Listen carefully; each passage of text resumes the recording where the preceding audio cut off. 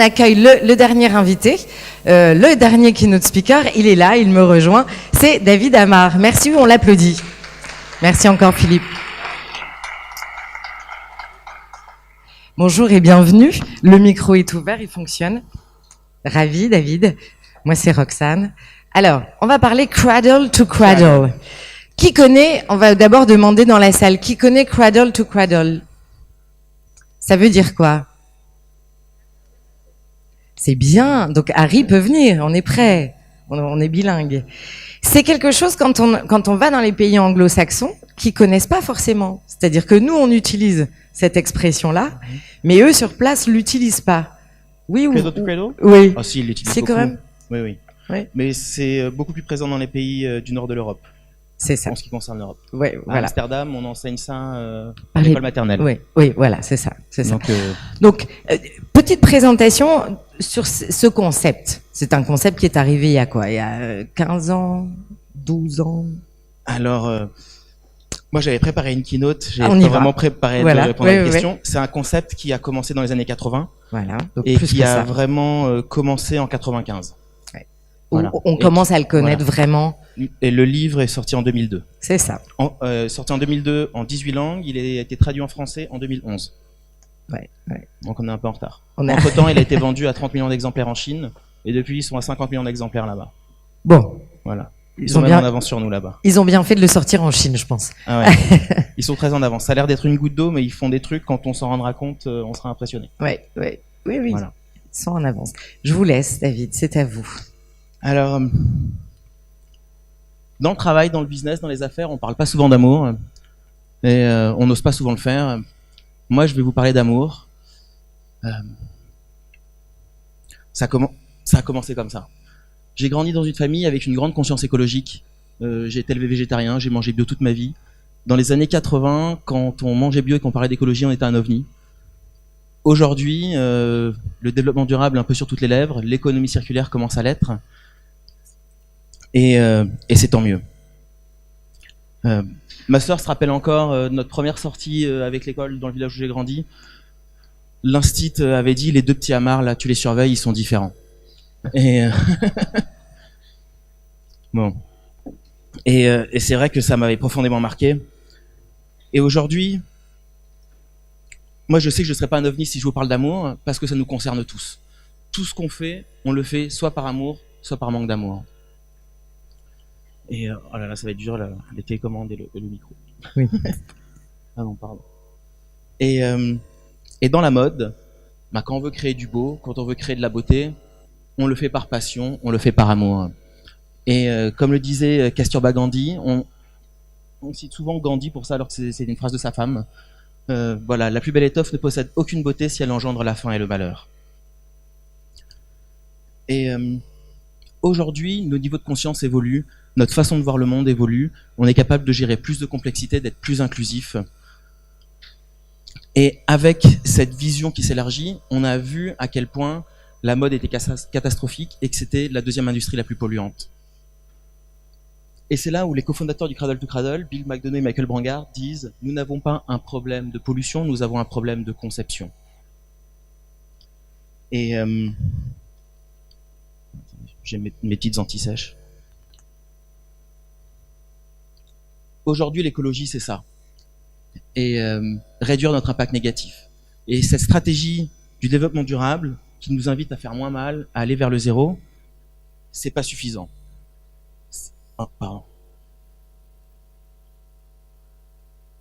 C'est pas suffisant parce que ça ne suffit pas dans les actes et ça ne suffit pas à nous inspirer, nous les gens, parce que ça nous laisse dans la dimension du problème. Albert Einstein disait les problèmes auxquels nous sommes confrontés ne peuvent être résolus au niveau et avec la façon de penser qui les a engendrés. Est-ce que nous voulons nous définir, nous les humains, comme un problème? Est-ce qu'on ne peut pas faire mieux que moins mal? Est-ce qu'on ne peut pas faire bien? Est-ce que c'est comme ça qu'on veut se définir? Est-ce qu'on n'est pas capable d'utiliser ces nouvelles valeurs plus inclusives? Je pense, et on est nombreux aujourd'hui, à se dire que cette stratégie de réduction d'impact est dépassée et qu'elle doit être dépassée. Bill McDonough, un des cofondateurs du C2C, dit souvent cette phrase: si vous êtes dans une relation amoureuse, Est-ce que la seule chose que vous attendez de cette relation, c'est qu'elle soit durable, soutenable, c'est tout? Est-ce que vous n'avez pas envie qu'elle soit source de joie, d'épanouissement et de beauté? Moi, j'aime bien faire cette comparaison. Imaginez un enfant battu qui se prend 10 tartes tous les jours. Le développement durable, c'est aller voir ses parents et leur dire « si vous le tapiez un peu moins fort et un peu moins souvent, ce serait mieux ». Est-ce que c'est ça, faire bien? Est-ce que c'est ça, donner de l'amour à un enfant? Est-ce que c'est comme ça que nous, on veut aborder l'écologie? Et c'est aussi simple que ça. Faire moins mauvais n'est pas bon. C'est le postulat de départ du Cradle to Cradle. J'ai vu ça sur Facebook il y a quelques jours et ça m'a profondément touché. L'amour est la seule réponse à la crise écologique, car nous ne pouvons sauver ce que nous n'aimons pas. Comment est-ce qu'on va aimer cette planète qui nous a donné la vie? Comment est-ce qu'on va aimer et traiter le vivant qui l'habite? Et quelles valeurs vont nous inspirer à faire ça? Une question que Bill McDonough aime bien poser aussi. Est-ce que ce que nous allons faire va aimer tous les enfants de toutes les espèces vivantes pour toujours? Oh là là. Et c'est là où on parle d'un design basé sur des valeurs. Commencer par les valeurs pour créer de la valeur. Et on se rend compte qu'aujourd'hui, la plupart des entreprises font l'inverse. Elles commencent par la valeur économique, leur métriques, et une fois qu'elles montent, et ben en fait, pour les valeurs, il n'y a plus beaucoup de place. Alors on peut se demander quelle est notre intention, et une des autres phrases, un des autres postulats de départ du Cradle to Cradle est celui-là. Le design est le premier signal de l'intention humaine. Alors du design basé sur des valeurs plus inclusives, ça donne quoi? Pourquoi, si on demande à un enfant de dessiner une usine, il y a plus de chances qu'il dessine ça que ça?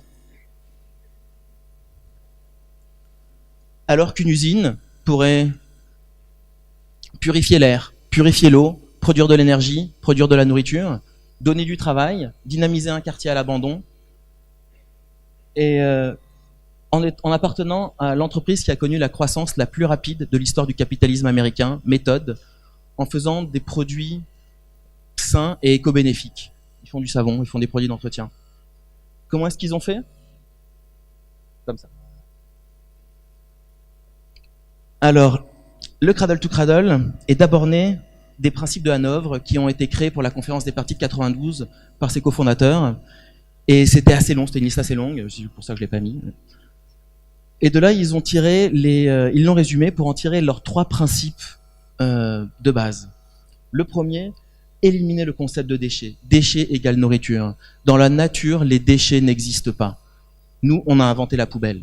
Dans la nature, tout ce qui est rejeté par un système ou un organisme va aller nourrir un autre système ou un autre organisme. En fait, on est déjà en économie circulaire, c'est juste qu'on perd de la valeur à chaque fois qu'on jette quelque chose. C'est tout. Le deuxième principe, utiliser le bénéfice naturel du soleil et des flux d'énergie naturelle. La Terre reçoit chaque jour plus d'énergie du soleil que l'humanité n'en a utilisé depuis qu'elle existe. Et le troisième principe, célébrer la diversité. Et pour ça, il y a juste à regarder la nature, c'est notre meilleur exemple, célébrons la diversité. Quand ils ont commencé à mettre ces 3 principes en œuvre, et qu'ils ont commencé à bosser avec des entreprises, de là est né ce qui est appelé aujourd'hui le C2C Design Framework, et les 5 goods, les 5 critères qui ont abouti à la certification des produits. Alors, pour plus de transparence, parce que c'est issu d'une entreprise privée, depuis 2010, ils ont donné l'exclusivité de la certification à un organisme qui est basé à San Francisco pour qu'il soit complètement indépendant de tous les fournisseurs de services qui aident à développer les produits. Et le Cradle to Cradle est aussi quelque chose de progressif, c'est-à-dire qu'aujourd'hui on a la V3 et il y a une V4 qui est en préparation. Avec les techniques et les exigences qui évoluent, le Cradle to Cradle évolue lui aussi. Et ça, en gros, c'est le point de départ du Cradle to Cradle. C'est un label qui ne demande pas d'être parfait tout de suite. Le point de départ, c'est savoir où vous en êtes.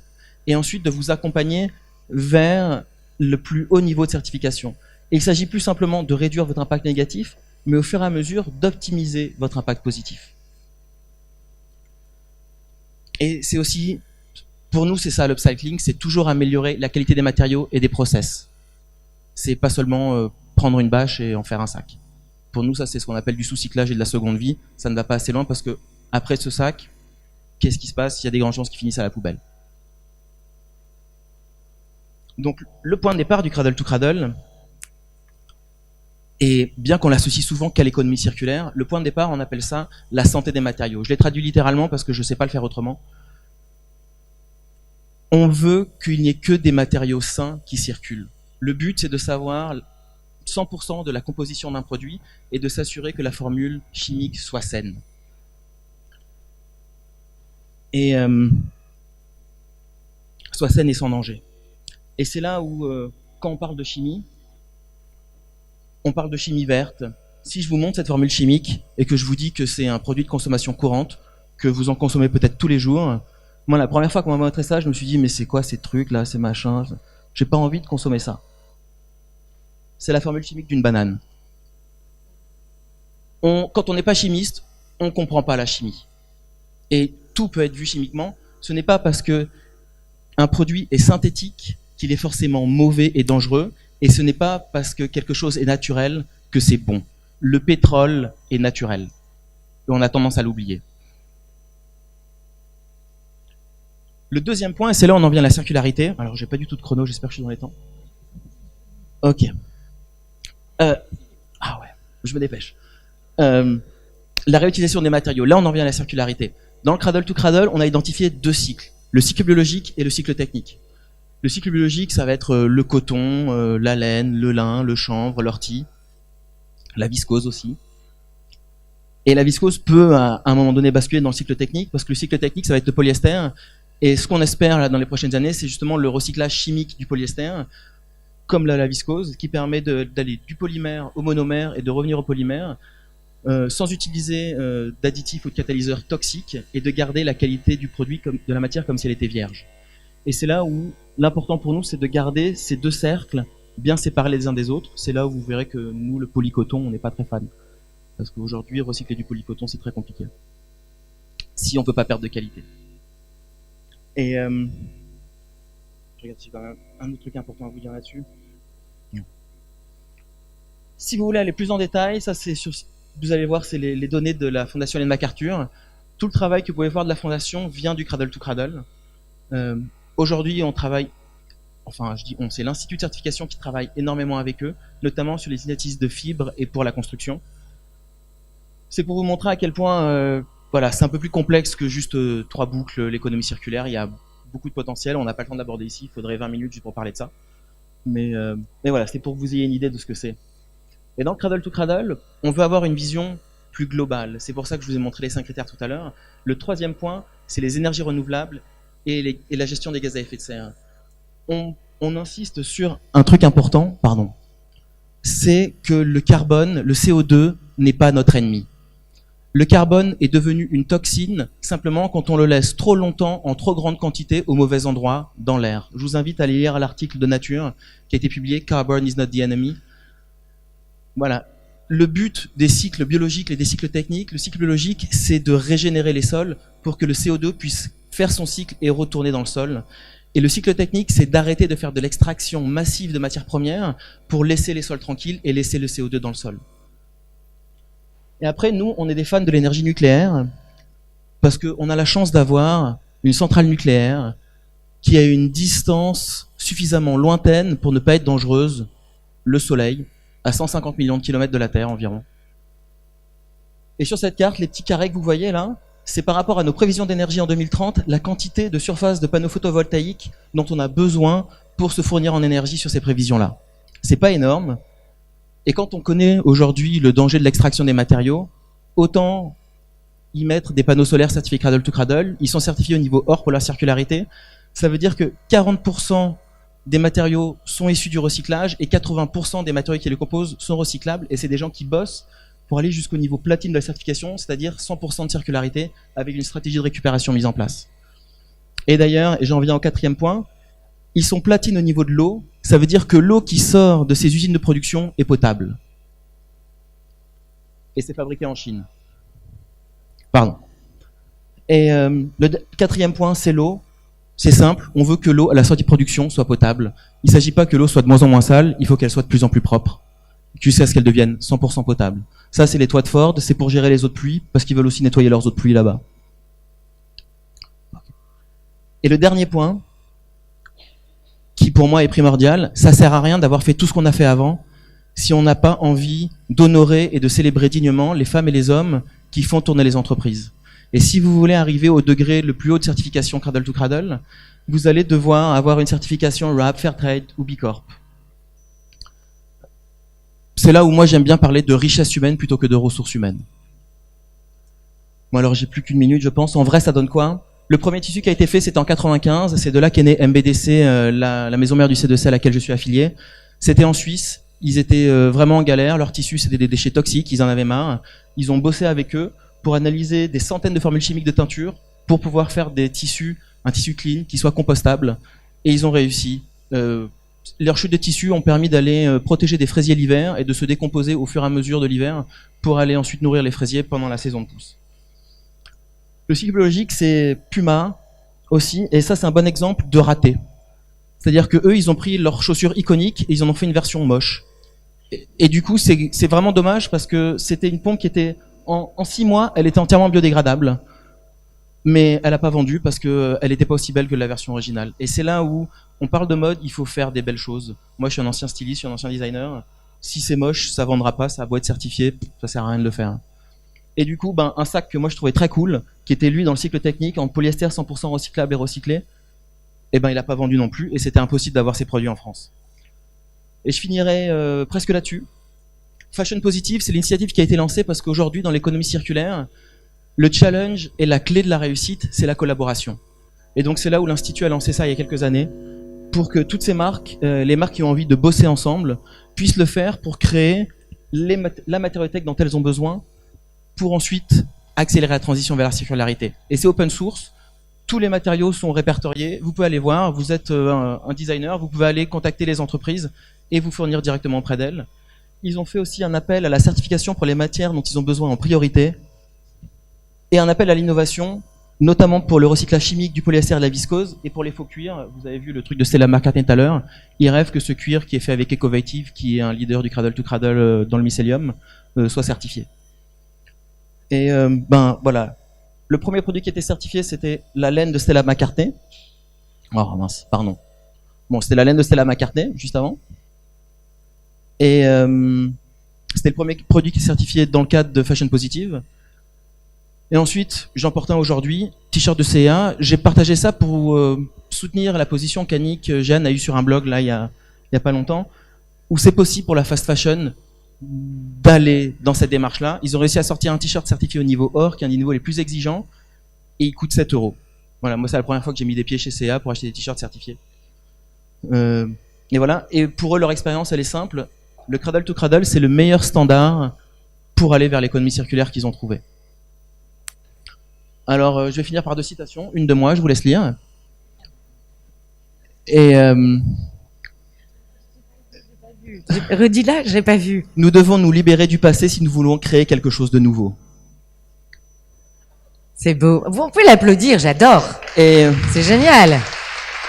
Et la deuxième, qui est d'Eric Schmidt, le cofondateur de Google et son ancien président, qui a dit en clôture d'une conférence du CE100 de la Fondation Ellen MacArthur, faire bien aura une marque et ça ressemblera énormément à certifié Cradle to Cradle. Voilà. Merci. Merci, merci. On peut l'applaudir vraiment. Merci. Et si vous voulez me contacter, c'est ça. Et puis je sais pas si ça marche. Ça marche si je clique là ou pas? Essaye, oui. Pour finir en musique. Autorisé. Vous avez du son? On va faire le test en direct. Ah non, il n'y a pas de son. Ah, il n'y a pas de son. We're all in this together. All in this together. C'était une pub de Méthode qui avait mis du savon Cradle to Cradle dans les avions Virgin. Mais j'adore. This together. Hey kid, kicking that seat.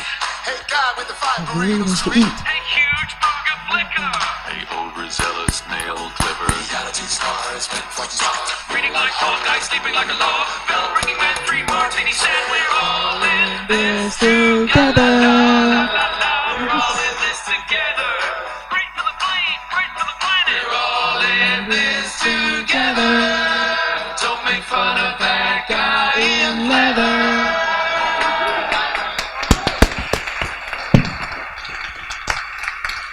Merci beaucoup. Merci Merci beaucoup. David. Il reste à votre disposition également. Vous serez là aussi demain. Hein. Malheureusement, je suis pas là demain. Je suis papa au foyer le vendredi. Bon, donc jusque ce soir, vous l'avez sous la main. Vous avez dit quelque chose qui est tout à fait vrai, qu'on ne répète jamais assez. La plus grande des ressources renouvelables, ce sont les ressources humaines. Et elles sont à l'infini. C'est vous, c'est nous. Voilà, et c'est all together, n'est-ce pas David? Bon, cette intro Cradle to Cradle, si vous n'avez raté quelque chose, faut vraiment revoir ça. À très vite sur les réseaux sociaux. Merci à vous d'être venus pour ces Fashion Green Days. Bravo!